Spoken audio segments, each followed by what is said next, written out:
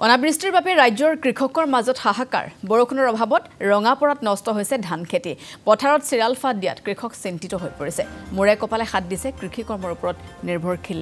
ৰাইজে জলসিঞ্চন আঁচনিও আজিলৈকে ঢুকি নাপালে অঞ্চলটোৰ কৃষক ৰাইজক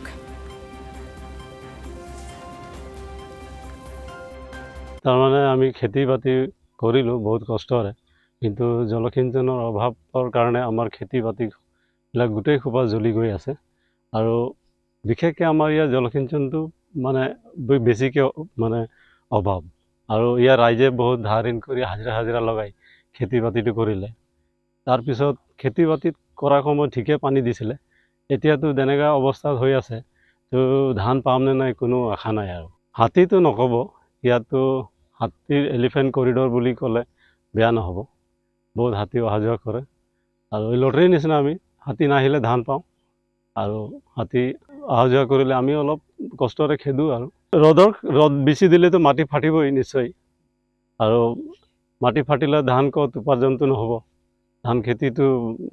মানে যথেষ্ট ক্ষতি হ'ব আৰু তো এতিয়া বিশেষকৈ যিবিলাক যে দৰিদ্ৰ ৰেখাৰ তলত থকা মানুহবিলাক যে ধাৰ ঋণ কৰি খেতি বাতি কৰিছে তেখেতসকলৰ কি অৱস্থা হ'ব আৰু আমাৰতো নক'ব আমিতো বহুত খেতি কৰিছোঁ আৰু এই খেতিৰ মাজত আমাৰ বহুত ধাৰো হৈছে আৰু এতিয়া কি ক'ব যায়